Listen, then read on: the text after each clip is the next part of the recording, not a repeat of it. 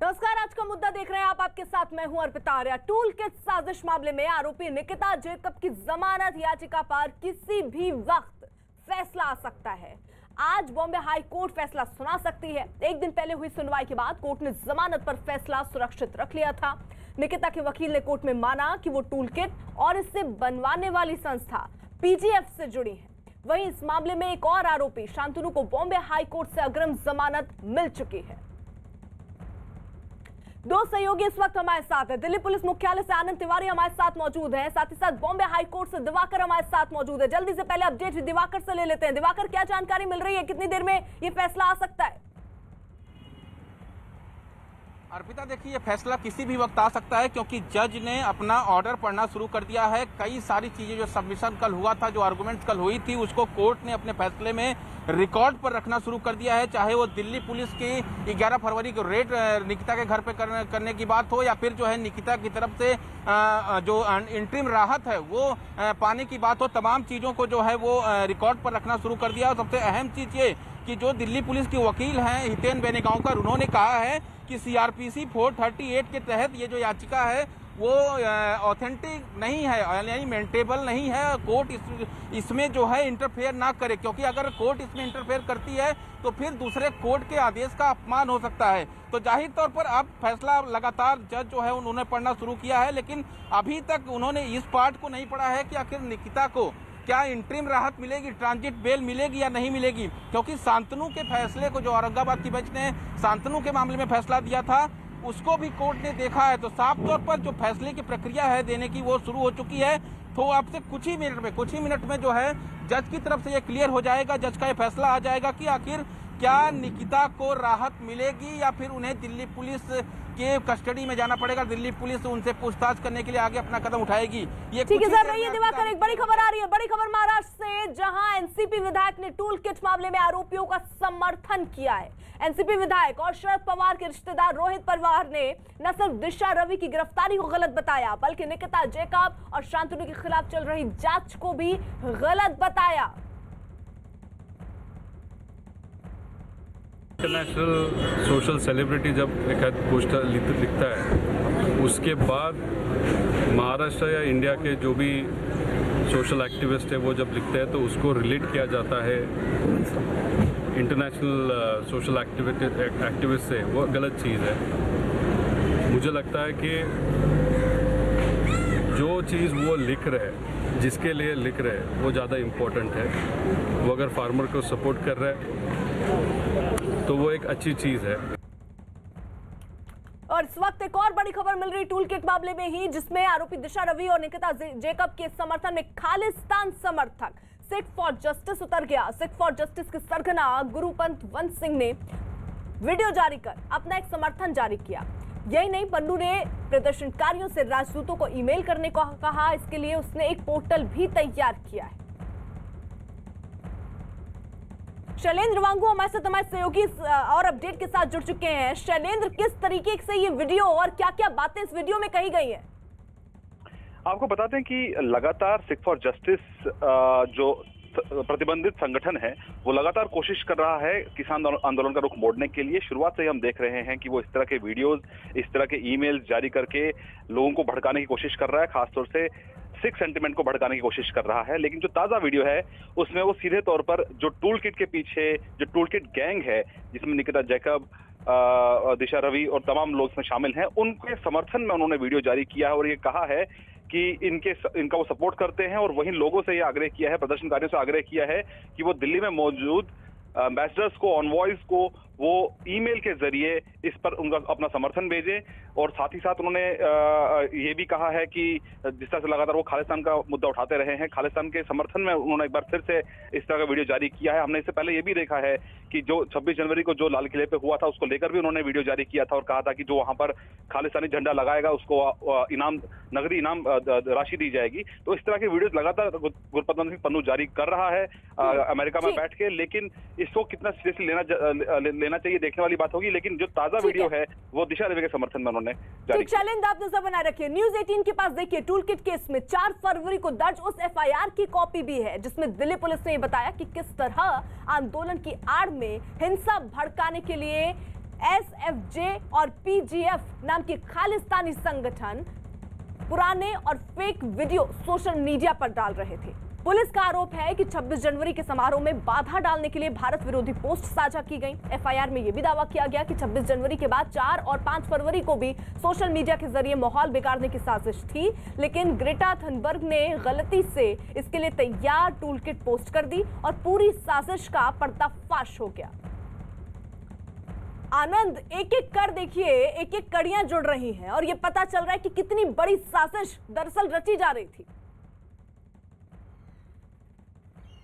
देखिए बिल्कुल अर्पिता, जिस तरह से कल न्यूज 18 इंडिया ने सबसे पहले जो एफआईआर है वो एक्सेस करी और उसमें बकायदा ये मेंशन किया गया था कि किस तरह से सिख फॉर जस्टिस जो एक बैंड प्रतिबंधित आतंकवादी संगठन है वो किस तरह से रिपब्लिक डे कार्यक्रम में गड़बड़ी फैलाना चाहता है। बकायदा किस तरह से 26 जनवरी को एक साइबर अटैक करने का प्लान था, उसकी पूरी रूपरेखा का जिक्र इस एफआईआर के अंदर दर्ज किया गया है। इस एफआईआर में ये तक कहा गया है कि किस तरह से जो मिंटो रोड पर एक किसान की जो ट्रैक्टर अनियंत्रित होने से मौत हो गई थी, उससे भी ये बताया गया सोशल मीडिया पे कि पुलिस की गोली लगने से उसकी मौत हुई है। हालांकि पोस्टमार्टम रिपोर्ट में साफ हो गया था कि वो एक एक्सीडेंटल डेथ थी, लेकिन कहीं ना कहीं एक माहौल बनाने के लिए सोशल मीडिया पे पूरा प्रोपेगेंडा फैलाया गया और उसमें 3 मुख्य मास्टरमाइंड सामने आए, जिसमें दिशा रवि का नाम सामने था, निकिता जैकब का नाम सामने था और शांतनु का नाम सामने था। जानकारी ये मिली है कि इन तीनों की मदद से ही ये टूल किट तैयार किया गया था और जिस तरह से कनाडा में जो एमो धालीवाल थे, पुनीत नाम की एक महिला थी, अनीता लाल थी, ये तमाम लोग भी इस पूरी कॉन्स्पिरेसी में शामिल थे। इस स्पेशल सेल को 2 और लोगों के नाम पता चले हैं जिनको लेकर लगातार रेड्स की जा रही है। कल भी हमने खुलासा किया था कि दिशा रवि ने कई लोगों के नाम के खुलासे स्पेशल सेल के सामने किए हैं। बिल्कुल, और एक के बाद एक देखिए कई खुलासे भी हो रहे हैं, कई नए नए नाम सामने आ रहे हैं जैसे जैसे आज जांच आगे बढ़ रही है। और इसी बीच एक बड़ी खबर, टूलकिट केस में ये बड़ा दावा सामने आया है, आरोपी आपस में कहीं न कहीं जुड़े हुए हैं। दिल्ली पुलिस ने ये बड़ा दावा किया क्योंकि जो शुरुआती जांच में चीजें निकल कर आ रही हैं उनसे ये संभावना जताई जा रही है कि प्रोपेगेंडा फैलाने की यहाँ इनकी साजिश थी और इनके आपस में लिंक थे। पुलिस को कई व्हाट्सएप चैट मिली है, हालांकि कुछ ग्रुप भी बनाए गए थे जिनको बाद में डिलीट भी कर दिया गया था। तो टूलकिट केस में बड़ा दावा यहाँ पर पुलिस के हवाले से कि जो आरोपी हैं दरअसल वो आपस में कहीं ना कहीं से लिंक्ड हैं और उन्हीं लिंक को खंगालने की कोशिश इस वक्त दिल्ली पुलिस की है। और ये बड़ा दावा अब जांच के बाद पुलिस करते हुए, और ये देखिए जांच अभी आगे बढ़ रही है। हमारे साथ आनंद है लगातार। आनंद, क्या अपडेट? जी देखिए, जानकारी ये मिल रही है कि जो सभी आरोपी थे वो कॉम्स पैक कम्युनिकेशन पैकेज के नाम से आपस में बात करते थे। दिल्ली पुलिस को करीबन 115 से 120 जीबी का जो डेटा है वो स्क्रूटनी करना है, जो इस पूरी जांच में काफी मददगार साबित होगा। दिल्ली पुलिस ने यह भी जानकारी दी है कि निकिता ग्रेटा का नाम प्रोपेगेंडा फैलाने के लिए इस्तेमाल करना चाहती थी।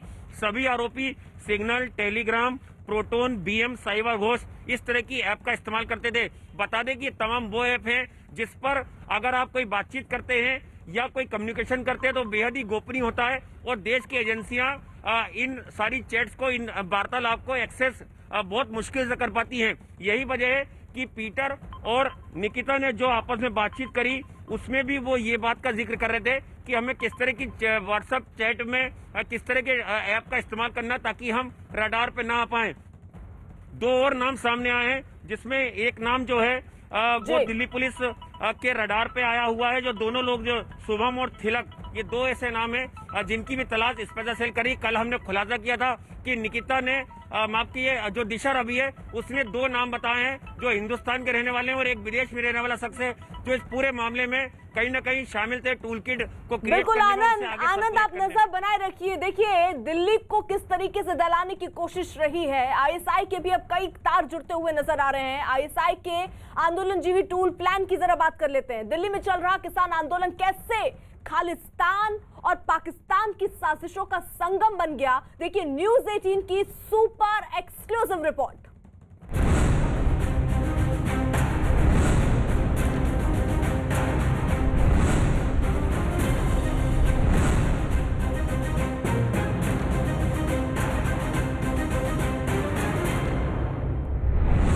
आईएसआई ने बनाया टूल गैंग, इमरान के मंत्री की साजिश, पाकिस्तान का टूल प्लान।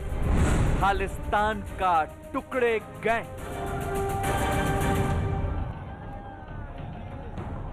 किसान आंदोलन में लाल किले से लेकर दिल्ली के कई इलाकों में जो हिंसा हुई, जो साजिश हुई, उसमें इमरान खान के मंत्री फवाद चौधरी की खालिस्तान के जरिए साजिश का पर्दाफाश हुआ है। न्यूज 18 को मिली एक्सक्लूसिव रिपोर्ट यह बताती है कि पाकिस्तान का मंत्री फवाद चौधरी अमेरिका में बैठे एक खालिस्तानी समर्थक के संपर्क में था, उससे काफी मदद भी ले रहा था और उसी के जरिए भारत के अंदर चल रहे किसान आंदोलन के अंदर हिंसा और भारत विरोधी गतिविधियों को अंजाम देने का एक मास्टर प्लान तैयार किया था। पाकिस्तान और खालिस्तानी साजिशों के इस टूल किट का हर चेहरा अब बेनकाब हो रहा है। किसान आंदोलन को लेकर पाकिस्तान के मंत्री फवाद चौधरी ने आईएसआई की साजिशों को किस तरह अंजाम दिया, ये आपको दिखाते हैं। फवाद चौधरी और आईएसआई ने हिंसा की साजिश रची। फवाद चौधरी ने भजन सिंह भिंडर से संपर्क किया। भजन सिंह भिंडर अमेरिका में रहता है। फवाद ने भिंडर को हिंसा के लिए हथियार पहुंचाने का काम सौंपा। कई कोशिशों के बावजूद भिंडर हथियार पहुंचाने में नाकाम रहा। भिंडर ने पीटर फ्रिडरिच से संपर्क किया। भिंडर और पीटर दोनों खालिस्तान समर्थक हैं। भिंडर ने पीटर से सोशल मीडिया पर दुष्प्रचार की साजिश करवाई। इंडियन सिक्योरिटी एस्टैब्लिशमेंट इनको जानता है 2005-6 से। इनका नाम उभरा था, एक भजन सिंह भिंडर साहब हैं, बीएस भिंडर एलियस इकबाल चौधरी, जो आईएसआई की K2 डेस्क के बहुत पुराने प्रोपोनेंट रहे। उनके साथी होने की वजह से इनका नाम 2006-7 से इंडियन सिक्योरिटी एजेंसीज के रडार पे रहा है। पीटर फ्रेडरिक साहब कई सारे ऑर्गेनाइजेशंस चलाते हैं बीएस भिंडर साहब के साथ। भारत में किसान आंदोलन के नाम पर रची गई टूल किट वाली साजिश में एक एक करके कई चेहरे सामने आ चुके हैं। Disha Ravi, Nikita Jacob, Shantanu, Greta Thunberg, Anita Lal, Peter Friedrich. Toolkit साजिश करने का आरोप दिशा रवि पर है। मुंबई की निकिता जेकब और बीड के शांतनु पर दिशा का साथ देने का आरोप है। ग्रेटा थनबर्ग पर दिशा रवि की टूल किट को ट्वीट करके भारत विरोधी दुष्प्रचार फैलाने का आरोप है। वहीं कनाडा की अनीता लाल पर किसान आंदोलन की आड़ में खालिस्तान के एजेंडे को प्रचारित करने का आरोप है। वहीं मलेशिया के पीटर फ्रिडरिच पर किसान आंदोलन के नाम पर भारत सरकार के खिलाफ सोशल मीडिया पर नफरत वाला अभियान चलाने का आरोप है। टूल किट साजिश मामले में पीटर फ्रेडरिक का नाम सुर्खियों में है। 4 फरवरी को स्वीडन के मूल के रहने वाली ग्रेटा ने जो टूल किट ट्विटर के माध्यम से ट्वीट की थी, उसमें पीटर का नाम भी शामिल है। दिल्ली पुलिस के सूत्रों के अगर माने तो पीटर खालिस्तान का एक सक्रिय समर्थक है। इसके साथ ही पाकिस्तान की खुफिया एजेंसी आईएसआई के लिए काम करने वाला भजन सिंह भिंडर का भी काफी करीबी मित्र है। अब आपको टूल किट साजिश में आईएसआई के मोहरे भजन सिंह भिंडर और खालिस्तान समर्थक पीटर फ्रिडरिच की भूमिका समझाते हैं। पीटर के बारे में खबर है कि वो मलेशिया का रहने वाला है। न्यूज 18 की एक्सक्लूसिव रिपोर्ट के मुताबिक पीटर फांसीवाद पर रिसर्च कर रहा है। वो अमेरिका में महात्मा गांधी की मूर्ति तोड़ने वालों में शामिल था। महात्मा गांधी को रंगभेदी बता चुका है। वो गांधी जी के खिलाफ दुष्प्रचार करता रहा है। पीटर खालिस्तान का सक्रिय समर्थक बताया जाता है। वो लगातार उन लोगों के संपर्क में है जो खालिस्तान के दुष्प्रचार को दुनिया भर में फैला रहे हैं। जांच एजेंसियों के मुताबिक पीटर पाकिस्तान की खुफिया एजेंसी आईएसआई के मिशन K2 से भी संपर्क में है। आईएसआई K2 मिशन के तहत कश्मीर में आतंकवाद को बढ़ावा देती है। इसके अलावा K2 मिशन के तहत पंजाब में खालिस्तान आंदोलन को भड़काया जाता है। पर्यावरण कार्यकर्ताओं के नाम पर खालिस्तान और पाकिस्तान के लोग मिलकर ऐसी रणनीति बना रहे हैं जिससे भारत में अराजकता फैले, जान माल का नुकसान हो और उसमें कभी दलित आंदोलन और कभी किसान आंदोलन को हथियार के रूप में इस्तेमाल किया जा रहा है। पीटर ने दिशा रवि की रिहाई की मांग करते हुए भी ट्वीट किया है। उसने लिखा, दिशा रवि एक लेखक, कार्यकर्ता, वक्ता और यात्री है। उन्हें किसानों के साथ खड़े रहने की वजह से गिरफ्तार किया गया।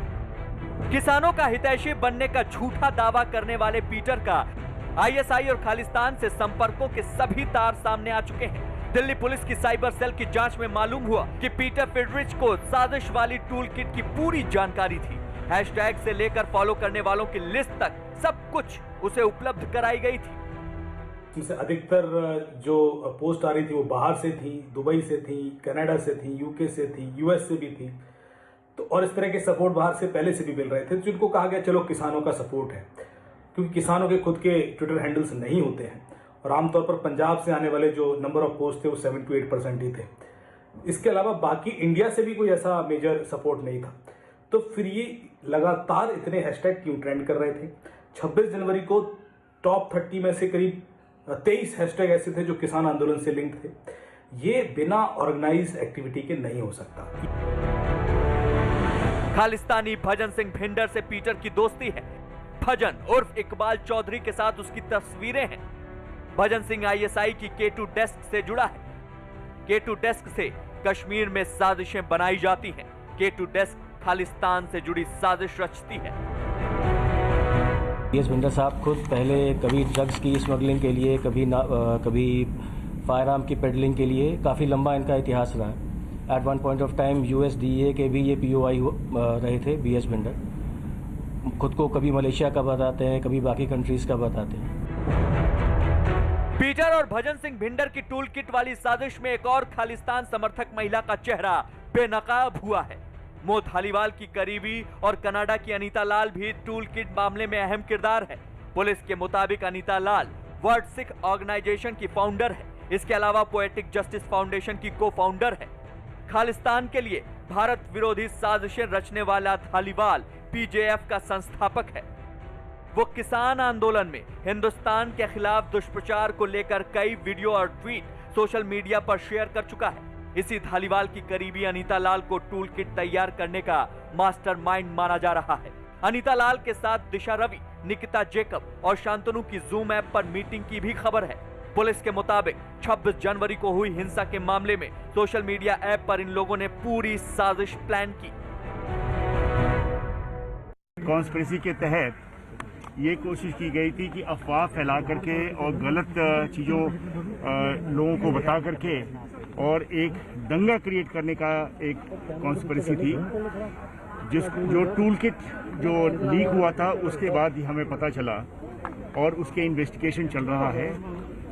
केस दर्ज है और उस केस के अंतर्गत सारा इन्वेस्टिगेशन हो रहा है।